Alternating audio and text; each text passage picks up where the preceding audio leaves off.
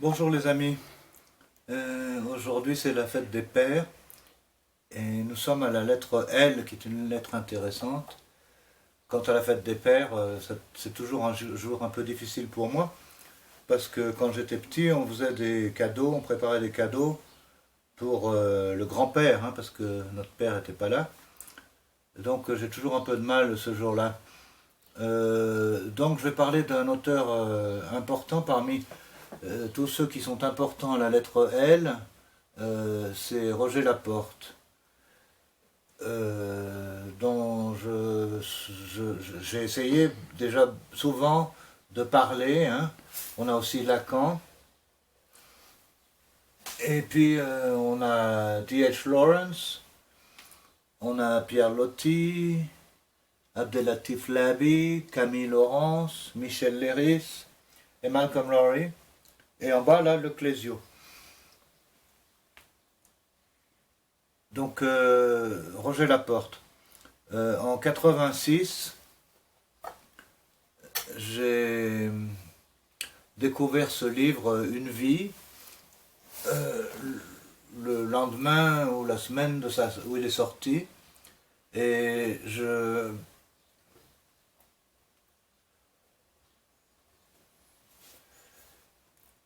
ne l'ai plus quitté depuis, il ne m'a plus quitté. Vous me direz, en 86 j'avais 27 ans, donc j'aurais pu le lire à bien avant. Tous ces livres qui sont réunis dans Une vie étaient déjà parus séparément chez Gallimard, Flammarion. Donc La veille, Une voix de fin silence, Pourquoi, Fugue, Supplément, Fugue 3, Codicille, Suite et Moriendo.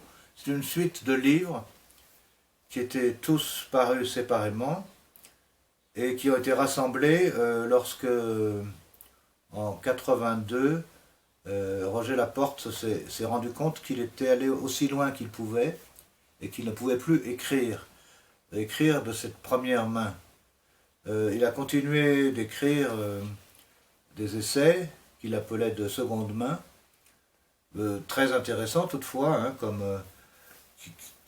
dans le prolongement de ceux-ci qu'il avait publié en 75. Et ça, c'est une réédition que j'ai préfacée dans la collection Texte chez Flammarion, qui a été reprise par Léo Cher. 15 variations sur un thème biographique. Des livres comme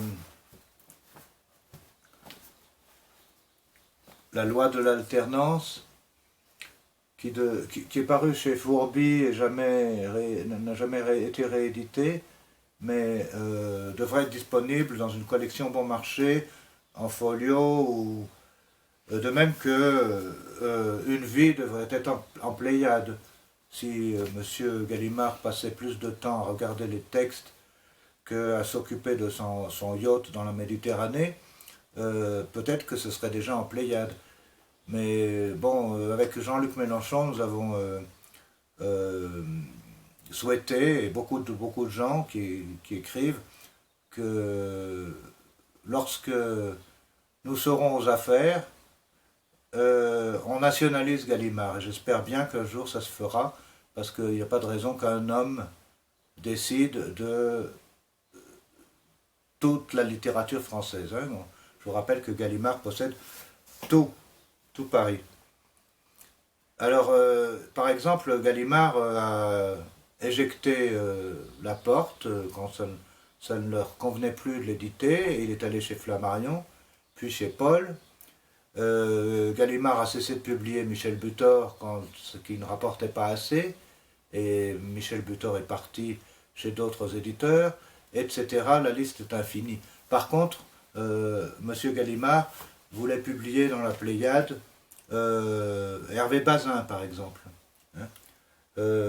qui est un auteur assez mineur par rapport à ce dont on parle. Donc, ce livre, par exemple, La loi de l'alternance, je disais qu'il devrait être dans une collection de poche, accessible à tous parce qu'il permet de comprendre cette loi de l'alternance qui régit la vie de tant d'artistes. Il étudie là trois artistes de trois domaines différents.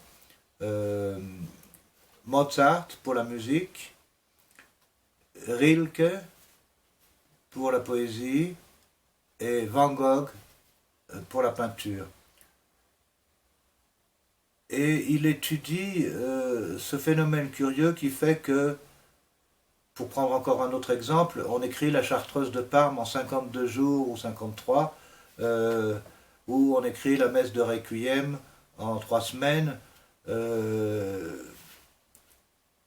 où on peint 15 tableaux en quelques jours de chants de tournesol.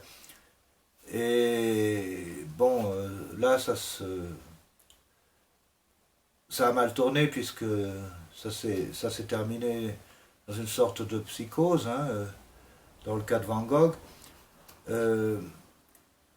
Rilke et Mozart s'en sont peut-être un peu mieux sortis puisqu'ils ont continué de créer jusqu'au bout et que Mozart n'est pas mort de cela. Mais c'est essentiel pour comprendre le fonctionnement d'un artiste, quel qu'il soit. Cette loi de l'alternance qui fait que pendant 52 jours on écrit la Chartreuse de Parme et puis ensuite on n'écrit plus rien pendant 3 mois ou 6 mois. Beaucoup d'artistes dans l'histoire ont fonctionné comme ça. Schumann, beaucoup d'artistes ont été borderline. Et il faut essayer de comprendre ça. Quant à une vie, eh bien c'est le grand œuvre de Roger qu'il a donc fini près de 20 ans avant sa mort, en 2001. Tout l'objet de ce livre, c'est ce sous-titre qu'il a donné à l'ensemble, biographie.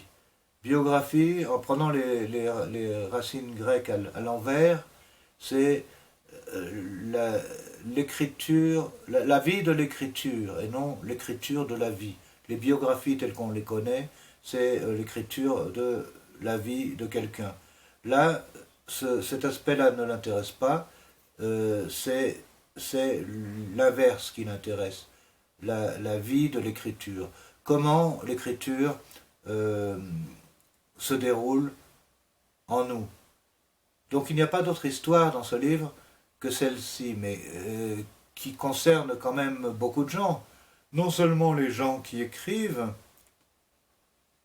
mais les gens qui voudraient écrire, qui cherchent à écrire, qui veulent comprendre comment ça se passe. Et Butor disait qu'en France il y avait 50 millions d'écrivains, donc ça fait un public important potentiellement pour ce livre. Et je suis tout à fait contre cette idée reçue et stupide que m'a donné un jour comme argument un éditeur qui m'a dit « Toi, tu es un écrivain pour écrivain ». Ça n'existe pas les écrivains pour écrivains, c'est absurde. On écrit ou on n'écrit pas. Il n'y a pas de peintre pour les peintres. Ou de musiciens pour les musiciens. C'est une idée absurde, mais qui continue à faire son chemin chez les éditeurs, qui ne sont pas souvent des gens intelligents. Hein. Moi, je n'en ai plus d'éditeurs. Parce que, bon, si j'avais été,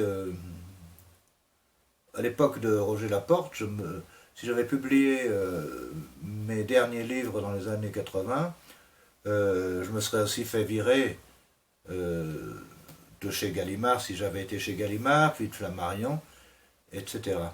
Moi, je me suis fait virer ensuite, 20 ans plus tard, ou 30, parce que ce qu'on écrit ne rentre pas dans ce qui se vend assez vite. Et c'est ce qui se produit pour Roger Laporte, qui est encore disponible, hein, malgré tout, pas tout, loin de là. Beaucoup de livres sont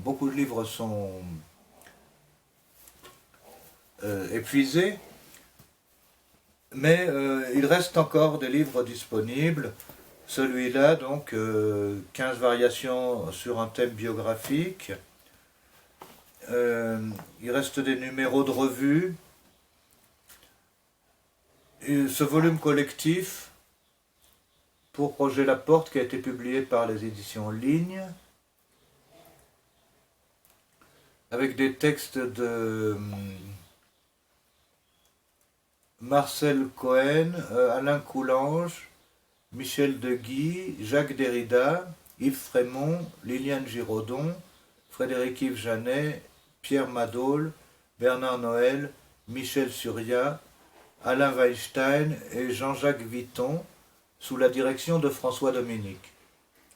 François Dominique, qui était un ami de Roger, et qui a publié récemment Tournoyer avec Roger Laporte, aux éditions Fata Morgana, et dont je reparlerai, une très belle évocation. Roger, avec qui j'ai correspondu pendant 15 ans, m'avait dit François Dominique écrira certainement quelque chose sur moi, mais après ma mort. Et c'est ce qui s'est produit. Le livre n'est paru qu'en juillet 2016, donc 15 ans après la mort de Roger. C'est un très beau livre, très, très dense, très mince. Je parlerai aussi dans une chronique à part entière de François Dominique, de son écriture. Là, je suis en train de relire La musique des morts, un mince volume aussi au Mercure de France. Quant à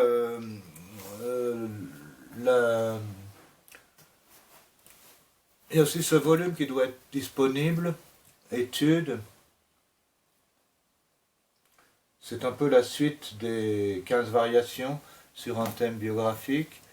Il y a un petit volume merveilleux qui s'appelle Écrire la musique.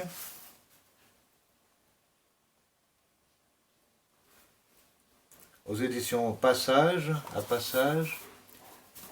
Enfin, il y a des choses qui sont encore disponibles. Il y a des numéros de revue, là, Le Chat Messager numéro 11, 1995, je pense.